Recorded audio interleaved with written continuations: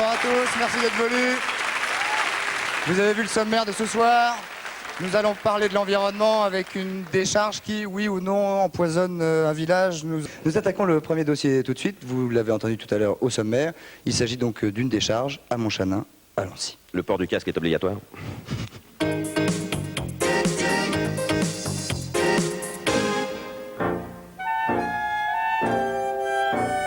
Montchanin, en Bourgogne, un petit village de 6000 habitants avec son château, son église et sa décharge.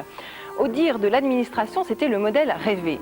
Pour les riverains, c'est un véritable cauchemar. Nausées, vertiges, migraines, voilà 10 ans qu'ils réclament à corps et à cri la fermeture du site. Alors, ce soir, vont-ils enfin être entendus ?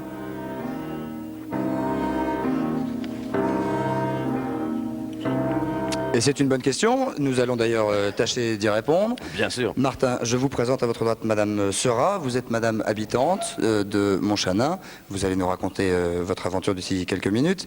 À votre droite et en face de moi, il y a Hervé Billard. Vous êtes, bonsoir monsieur, chef du département industriel de l'Andred, c'est-à-dire l'Agence nationale pour la récupération et l'élimination de déchets. À côté de vous, en face de moi, il y a François Soulmagnon. Vous êtes vous, monsieur directeur régional de l'industrie et de la recherche, et vous représentez, vous êtes représentant en fait du ministère de l'industrie et du ministère de l'environnement. Et ce soir, peut-être plus précisément, une des deux casquettes. Absolument, du ministère de l'Environnement. Très bien. À ma gauche, il y a le docteur Foucault, docteur Dominique Foucault. Vous êtes médecin à Montchanin. À Montchanin. À votre droite, Pierre Barrellon. Vous êtes président de l'ADEME, qui est l'association de défense de l'environnement de Montchanin. Et enfin, à ma gauche, Fernand Pijat. Vous êtes riverain. Et je dirais même que vous êtes presque séquestreur, mais vous allez nous raconter ça d'ici quelques secondes. Alors, pour replanter le décor, donc Montchanin est une petite ville en Saône-et-Loire. En 78, les riverains s'aperçoivent que dans la décharge jusqu'alors utilisée pour les ordures ménagères, eh bien, on y verse des feux suspects, plus de 2000 je crois. Les années suivantes, le nombre de camions, notamment certains camions qui viennent d'Allemagne de l'Ouest, s'accroît. Et de 86 à 87, on s'aperçoit que le chiffre passe de 71 000 à 115 000 tonnes de déchets, donc dans cette décharge que vous voyez actuellement. Le 11 juin 88, à la demande des riverains, 2 représentants du ministère de l'Environnement viennent inspecter la décharge. Ils concluent que les odeurs viennent de la fermentation des feuilles mortes, normales, dans les étangs avoisinant la décharge. Ils ajoutent d'ailleurs que Montchanin est une décharge modèle. Quelques jours plus tard, d'autres gens de l'administration viennent inspecter les lieux. Et là, c'est un petit peu vous, monsieur Pijat, qui êtes à l'origine de ça. C'est que vous décidez, pour vous faire entendre et que, enfin, les pouvoirs publics jettent un regard sur vous, vous décidez de séquestrer, plus ou moins d'ailleurs, on ne va pas le dire, mais comme ça, avec la complicité des gendarmes, de séquestrer ces inspecteurs, et pour arriver enfin à ce que Pierre Jox, ministre de l'Intérieur, demande au préfet de suspendre, ponctuellement en tout cas, l'utilisation et le fait que cette décharge fonctionne. Alors, la première question que je voudrais poser, je vais vous la poser à vous, monsieur le représentant du ministère de l'Environnement. Est-ce qu'il est déjà normal et concevable qu'à 150 mètres d'un village, une décharge de 12 hectares soit utilisée et placée et utilisée comme décharge ?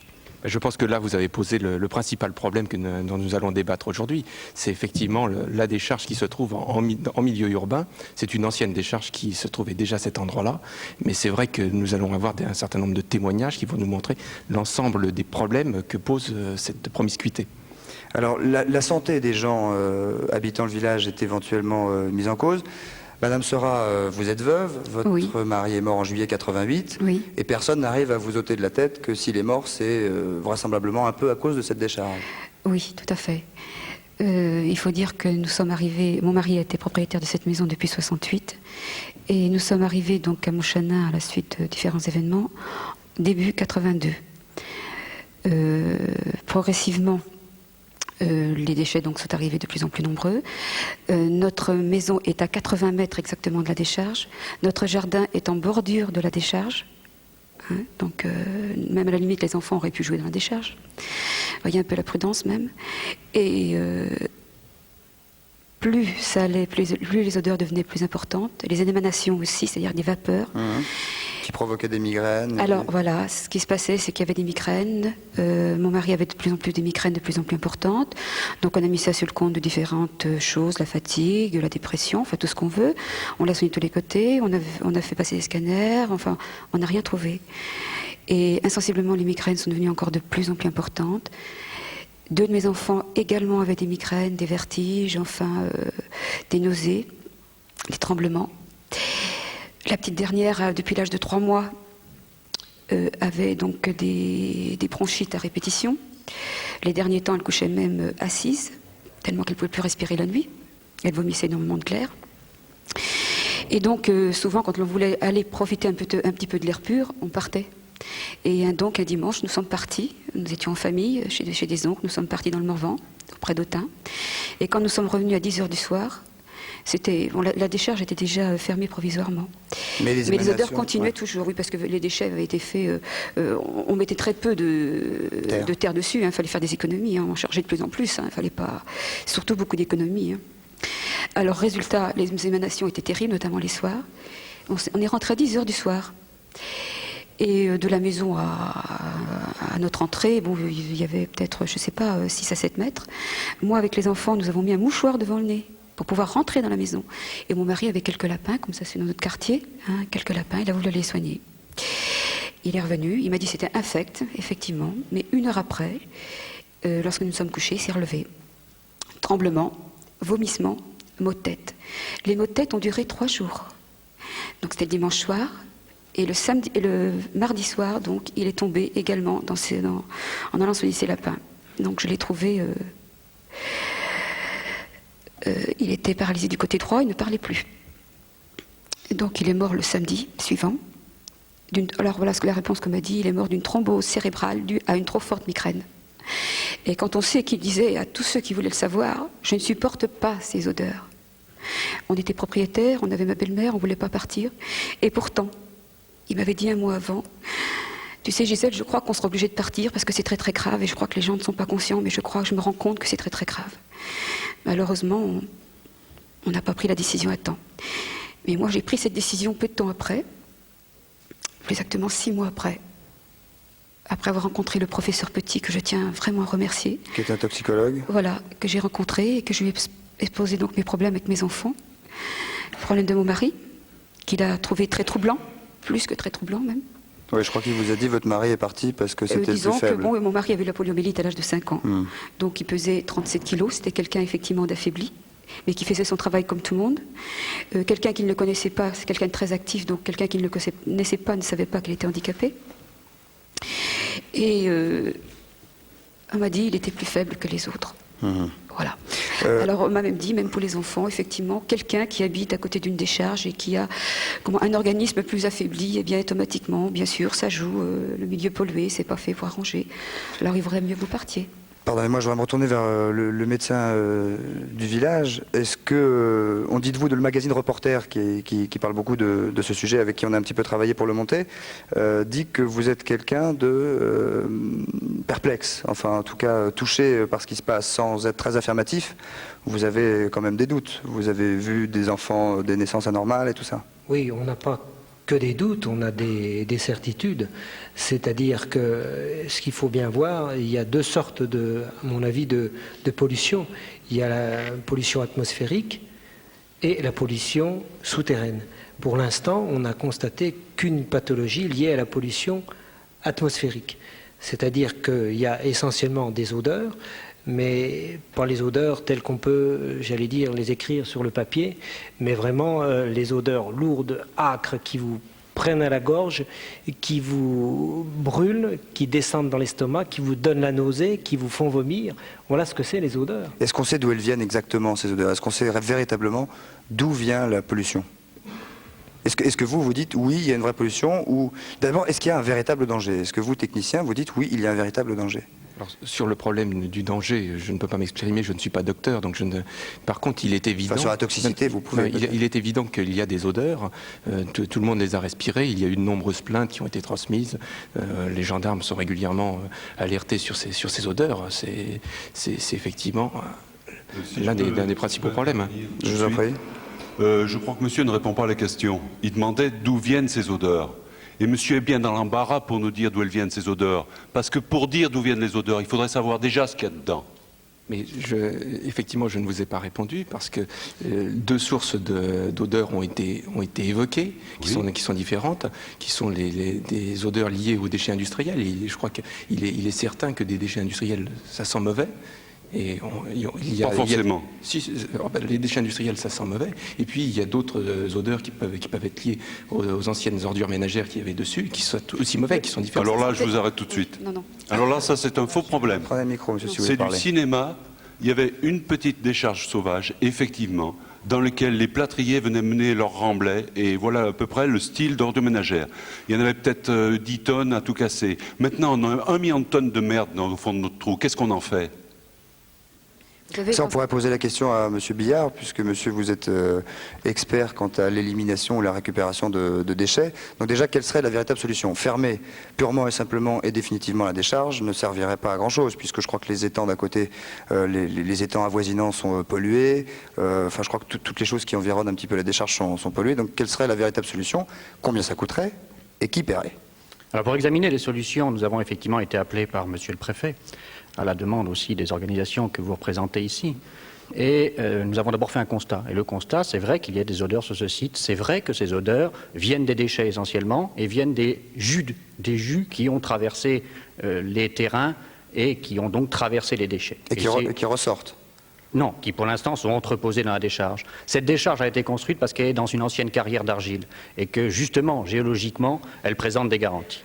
Alors, c'est vrai qu'il y a des odeurs aujourd'hui, c'est vrai qu'elles sont fortes, et nous, ce que nous avons préconisé au niveau des solutions techniques, c'est de terminer cette décharge au niveau d'un recouvrement en faisant un drainage périphérique de toutes les eaux, de façon à pouvoir les capter, les soutirer et les évacuer, et de couvrir définitivement cette décharge. Nous avons à leur demande d'ailleurs examiné la solution de l'enlèvement total des déchets. Bon, ça, c'est une fortune colossale, ça. Je dirais, ce qui nous a rebuté, ce n'est pas tellement la question d'argent qui nous a rebuté, c'est de remettre à l'air libre tous ces déchets-là, de les remettre en fermentation. Je crois que là, les odeurs que vous percevez aujourd'hui seraient beaucoup plus importantes. C'est remettre dans leur décharge, pas en dessous, mais au-dessus. Non, mais je crois ressortir les déchets est quelque chose d'impensable au niveau des odeurs qui en sortent. Ah oui, d'accord. Ouais. Monsieur, alors que pendant des années, nous a dit que c'était absolument pas toxique, que les odeurs étaient psychologiques. Alors vous ne croyez pas qu'on pourrait essayer pendant 4 ans, essayer de ressentir un petit peu les odeurs puis être débarrassé une fois pour toutes? C'est que le drame dans tout ça, en fait, c'est que les propriétaires actuels que nous avons d'ailleurs contactés, qui n'ont pas voulu venir parce que c'est vrai que c'est dans un climat passionnel, et bon, on peut les comprendre, ils sont propriétaires d'une décharge qu'ils viennent d'acheter, dont ils n'ont pas pu se servir puisque l'arrêté préfectoral est tombé quasiment au moment où ils achetaient, et donc à la limite, le vrai responsable, c'est l'ancien propriétaire qui lui reste totalement introuvable. Hein. Oui. Monsieur de la Ferrère, je crois qu'il s'appelle. D'ailleurs, si jamais il nous écoute et qu'il peut nous téléphoner, ça serait bien qu'on ait son opinion, parce que c'est l'ancien propriétaire sur les dernières années. Le vrai responsable, c'est effectivement monsieur Laferrère, mais tout seul, il n'aurait rien pu faire. Parce qu'il a bénéficié justement de la caution de ces messieurs de l'Adrir. Tout à fait. Ces messieurs dépendent du ministère de l'Industrie. Est-ce qu'on peut être juge et parti, en toute honnêteté? Est-ce que vous pensez que ces messieurs vont défendre les riverains, vont défendre les intérêts d'une petite commune de 5000 habitants? Je crois qu'il faut leur poser la question directement. Mais ils en ont rien à foutre. Écoutez, là, monsieur, vous me mettez personnellement en cause. Je suis un fonctionnaire d'État. Oui. Je vous demande simplement, pendant cette émission, d'admettre que je suis honnête et que j'ai des missions qui m'ont été confiées aussi bien par le ministère de l'Industrie que par le ministère de l'Environnement, et que je les accomplis du mieux que je peux. Vous êtes sur ce dossier depuis combien de temps, monsieur? Personnellement, je suis arrivé au mois de juin.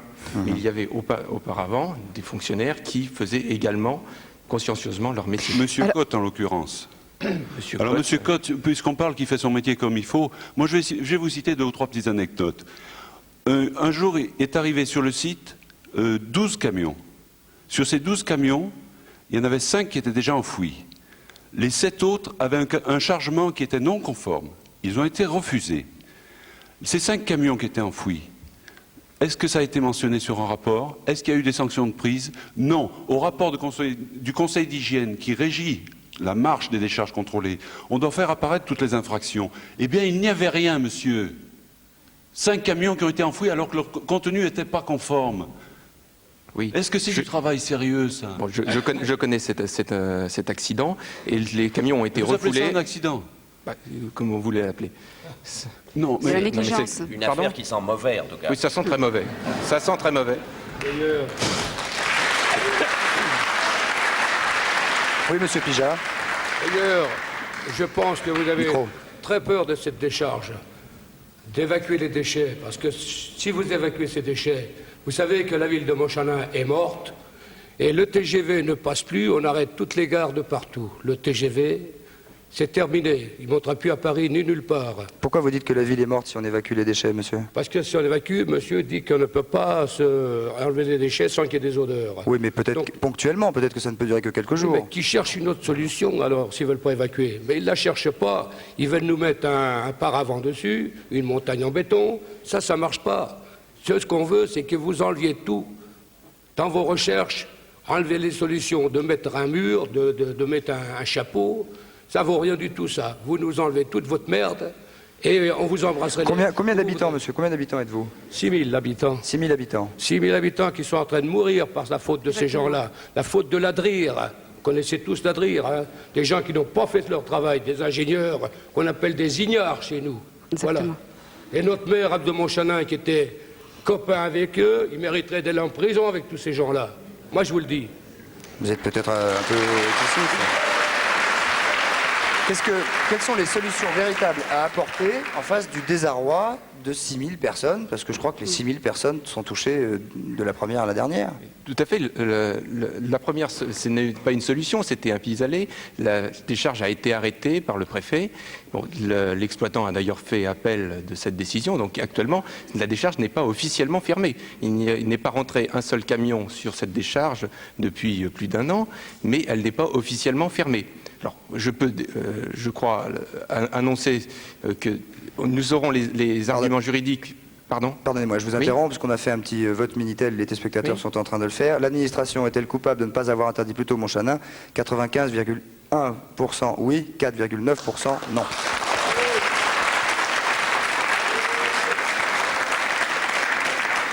Je vous en prie, pardonnez-moi, continuez, je vous interromps. Oui, non mais donc là je n'apportais pas une solution technique. L'administration ne peut intervenir qu'avec des outils juridiques. Pour l'instant, elle n'en a pas puisque c'est l'exploitant qui est responsable de sa décharge. D'ici quelques jours, l'administration l'aura puisque le ministre de l'Environnement devrait signer un décret fermant la décharge officiellement. À partir de ce moment-là, l'administration aura les moyens d'obliger l'exploitant, au besoin, si l'exploitant ne veut pas le faire, à trouver la solution. Mais à la limite, c'est la catastrophe pour l'exploitant, parce que même s'il a voulu faire une bonne affaire en achetant, il n'a pas rentré 1,50 franc puisque la décharge a fermé, et on va l'obliger à sortir des dizaines de millions de francs, parce que je crois que c'est peut-être même des centaines de millions de francs, si on veut, comme le veut M. Pijat et comme le veulent, j'imagine, la plupart des habitants, tout enlever de la décharge. Vous n'avez pas parlé de somme encore? Non, effectivement. Non, mais pas parler de somme parce qu'on est dans des gigantismes. Si on veut enlever tous les déchets, nous avons estimé que ça coûterait plus de 600 millions de francs. 600 millions de 60 francs. milliards de centimes. Oui. Des travaux pendant 2 ans, des odeurs pendant 2 ans minimum, et avec une flopée de camions tous les jours à vider la décharge. Est-ce que ça veut dire qu'il faut demander à ces 6 000 personnes d'aller habiter ailleurs? Non. Nous avons préconisé des solutions techniques pour capter ces odeurs et les traiter. Bon, il y a déjà eu des efforts qui ont été faits à cette décharge, ils sont insuffisants, et c'est pour ça que nous avons été plus loin au vu du constat qui a été fait. Mais je crois que des solutions peuvent exister sur le plan technique. La grande erreur de cette décharge, c'est d'avoir effectivement été implantée en ville. Et comment se fait-il qu'à une époque, des inspecteurs aient dit qu'elle était une décharge modèle? Alors, il y a 2 problèmes. Il y avait le problème de l'exploitation elle-même qui n'a pas posé de problème particulier. Reste que le problème de fond, c'est qu'elle se trouve en ville et que ce problème n'a été abordé que tardivement. Où est-ce que vous allez les mettre, les déchets? Si jamais on arrivait à une solution miracle, c'est-à-dire de tout enlever, vous allez les mettre où? Je reviendrai d'abord sur cette question de modèle, si vous le permettez. Parce que c'est vrai qu'à une époque, la technique qui a été employée à Montchanin était particulière et intéressante parce qu'il n'y avait dans cette décharge que des déchets industriels. Moins on mélange les déchets, plus on peut ensuite, après, travailler au niveau des nuisances qui sont éventuellement produites. Dans la plupart des autres décharges jusqu'à maintenant, on a mélangé des ordures ménagères avec des déchets industriels. Enfin, c'est pas les ordures ménagères qui font le plus de mal, j'imagine. Non, mais ça fermente. Les ordures ménagères évoluent. Donc à ce moment-là, vous avez une décharge qui vit. Bon, là, l'histoire était intéressante puisqu'elle permettait de les inerter quelque part. Bon, si jamais, pardonnez-moi, je reviens là-dessus. Je reviens là-dessus, où est-ce que vous allez les mettre? Comment ça fonctionne, une vraie décharge saine, sans danger pour la population environnante? Une décharge saine fonctionne avec 4 niveaux de sécurité. Le premier, c'est l'isolement vis-à-vis de tout entourage et vis-à-vis de tout environnement. C'est la première sécurité. Donc pleine campagne. Pleine campagne, si vous voulez. Merci pour la campagne. Deuxième sécurité, c'est l'isolement de tout ce qui est partie des déchets vis-à-vis du milieu immédiatement extérieur. Autrement dit, c'est pour ça qu'on a pris une décharge étanche. C'est le deuxième isolement. Le troisième, Le troisième isolement, ça a été reconnu à la dernière réunion. le troisième isolement qui est préconisé, c'est le choix des déchets par catégorie. On ne mélange pas des catégories qui pourraient réagir entre elles. Et le quatrième choix, c'est effectivement de ne pas mettre n'importe quel déchet là-dedans, et notamment des déchets odorants. Qu'est-ce que vous faites, monsieur Pijat? Prenez le micro si vous parlez, monsieur. Prenez le micro. Prenez le micro. Je sais qu'il ne reste pas beaucoup de temps. Si, il nous reste 5 minutes, ça va. Alors voilà, je vous apporte 2 petits flacons. Vous pourrez en offrir un à monsieur le président de la République. Il sera peut-être bien content d'arroser ses fleurs. Vous le ferez vous-même si vous voulez bien. Je tiens à mon boulot encore quelques instants. Voyez, ça s'appelle du jus de décharge. Dans un seul petit flacon comme ça, il y en a 2. Si je le jette par terre, non, je ne le ferai pas. Montrez-le-moi. Ils sont bien fermés. Pourquoi? On évacue la salle. Un seul petit flacon, la salle est évacuée. Et voilà ce qu'on respire journellement. Ça s'appelle une boule puante. Hein. Et on en pompe 5000 litres par jour.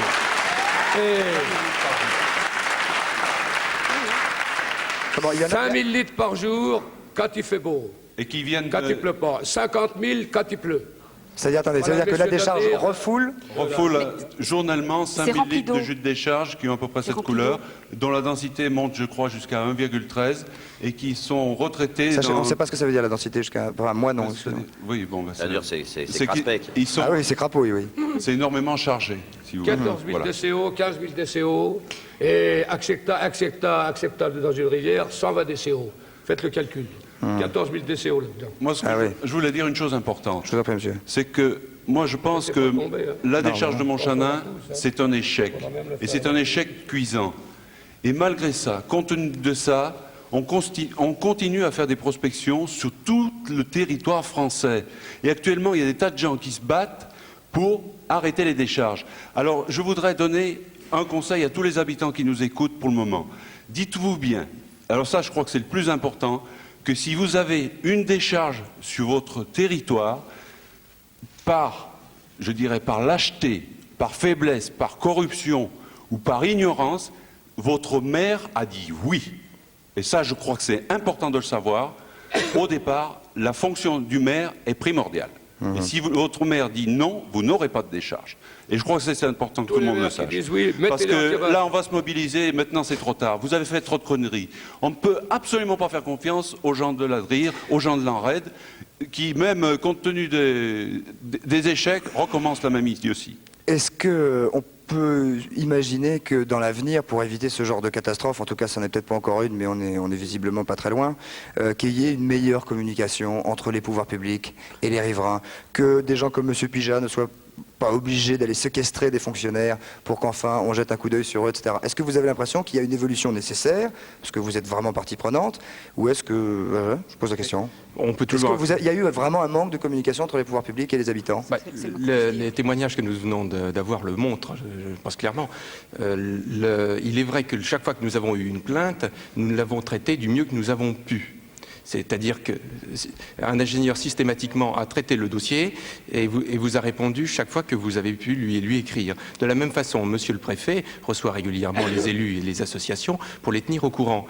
Et je crois que depuis un certain temps, un progrès certain a été fait en matière de communication, justement pour éviter ce type de problème. Déjà, vous êtes là.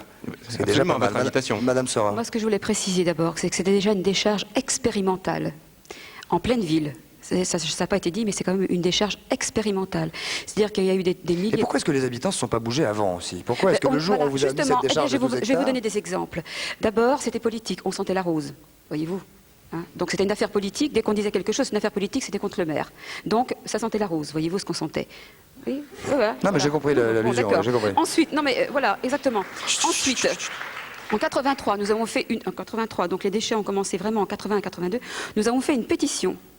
Eh bien, écoutez bien, le ministère de l'Environnement, qui était à l'époque représenté par Madame Huguette Bochardon, est venu sur la décharge, FR3 d'ailleurs avait enregistré, en disant que c'était la meilleure décharge d'Europe et qu'on devait en être fier, qu'elle était très propre. Vous croyez que c'était pas se fiche de nous? Deuxième, attendez, c'est pas fini.